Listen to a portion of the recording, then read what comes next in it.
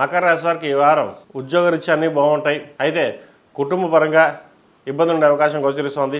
ద్వితీయంలో రాహు అంత బలంగా లేరు. విద్యాకు సంబంధించిన విషయ వ్యవహారాలు, డబ్బుకు సంబంధించిన విషయ వ్యవహారాలు కాస్త ఇబ్బంది పెడుతుంది. చేతిదాకా వచ్చిన ధనం చేజారిపోవడం, ఉద్యోగం చేతిదాకా వచ్చి చేజారిపోవడం, ఎంత కష్టపడ్డా ఫలితం ఉండకపోవడం అనేది జరుగుతుంది. వ్యాపారం అంతంత మాత్రంగా ఉంటుంది. ఉన్న వ్యాపారాన్ని ఏం చేయాలి లేదా ఉద్యోగం చేసుకోవాలా అన్న భావన కూడా ఉంటుంది. ప్రస్తుతం పరిస్థితుల్లో ఉన్న వ్యాపారం కంటిన్యూ చేసుకోవడం, కొంతకాలం ఆగి ఉండడం చెప్పదగింది. ఉద్యోగ ప్రయత్నాలు చేసే వారికి కాస్త ఇబ్బందికరమైన వాతావరణం ఉంటుంది. చేద్దాకు వచ్చిన ఉద్యోగాలు చేయజారిపోవడం అనేది కూడా లేకపోలేదు. అదేవిధంగా ద్వితీయాధిపతి శని తృతీయంలో ఉన్నారు. అన్నదమ్ముల మధ్య సఖ్యత ఏర్పడుతుంది. ఉన్న విభేదాలు ఏవైతే తొలగిపోయి స్థిరాస్తులకు సంబంధించిన విషయ వ్యవహారాలు ఒక కొలికి రావడం అనేది జరుగుతుంది వీరికి. అదేవిధంగా మాతో సంబంధించిన విషయ వ్యవహారాలు చక్కగా ఉంది. కొత్త ప్రాజెక్టు ఓ చేద్దాకా వచ్చింది, బిజినెస్ ప్రారంభిద్దాం, అప్పు చేద్దాం అనుకుంటారు. వీటి విషయంలో జాగ్రత్త తీసుకోండి. అప్పు చేసి ఎటువంటి కొత్త వ్యాపారాలు ప్రారంభించకుండా ఉండడం చెప్పదగినది.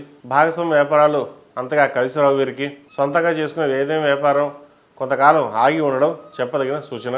ఆరోగ్యరీత్యా కొన్ని జాగ్రత్తలు తీసుకోవాలి. షష్టమాధిపతి భాగ్యాధిపతి అయిన బుధుడు ఏకాదశంలో ఉన్నారు. రవి కుజ శుక్రుల్లో కలిసి ఉన్నారు. ఆరోగ్యరీత్యా స్టమక్ సంబంధించి అసిడిటీ, స్కిన్కి సంబంధించి బీపీ సంబంధించిన షుగర్ సంబంధించిన విషయవహారాల్లో కొన్ని జాగ్రత్త వహించడం చెప్పదగిన సూచన. దూరప్రాంత ప్రయాణాలు అంత అనుకూలంగా లేవు. ఏదైనా ప్రయాణాలు చేసేటప్పుడు అవసరమైతే తప్ప ప్రయాణాలు చేయకుండా ఉండడం మంచిది. ఉద్యోగంలో కూడా కొన్ని మార్పులు చోటు చేసుకునే అవకాశం గోచరిస్తోంది. ఫైనాన్స్ పరంగా కాస్త ఇబ్బందులు కూడా ఉండే అవకాశం లేకపోలేదు. ఏది ఏమైనా సరే ప్రతిరోజు దక్షిణామూర్తి స్తోత్రాన్ని పఠించడం, శని స్తోత్రాన్ని పఠించడం చెప్పదగిన సూచన. ఈ రాశిలో జన్మించిన విద్యార్థులకు కాలం అంత అనుకూలంగా లేదు. రాత పరీక్షలు కావచ్చు, ఇతరత్ర పరీక్షల్లో అంతగా మార్కులు రాకుండా ఉండడం, మనోవేదన గురి అవ్వడం జరుగుతుంటాయి. ఇవి తాత్కాలికమేనండి. చక్కగా మెదడుకు పదును పెట్టి చదువు మీద ధ్యాస పెట్టినట్లయితే మంచి ఫలితాలు సంప్రాప్తిస్తాయి. ఎక్కువగా డీప్ థింకింగ్ చేసి ఆలోచనలు చేసుకోవడం వల్ల ఈ చదువు మీద అశ్రద్ధ అనేది ఏర్పడడం జరుగుతుంది. ప్రతి ఒక్కటి భూతద్దంలో పెట్టి చూడకుండా మీ చదువు మీద దృష్టి సాధించండి. అవే మంచి ఫలితాలు వస్తాయి. ముఖ్యంగా వైద్యవృత్తులు ఉన్న వారికి, సాఫ్ట్వేర్ రంగంలో ఉన్న వారికి, బ్యూటిషియన్స్, ఆర్టిఫిషియల్ ఇంటెలిజెన్స్ ఈ రంగం వారికి చక్కగా ఉందని చెప్పచ్చు.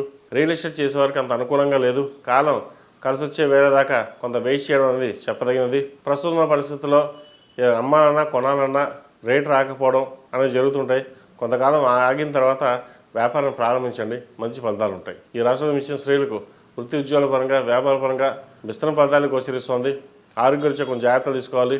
ఉన్న ఉద్యోగంలో స్థిరత్వం అనేది ఏర్పడదు.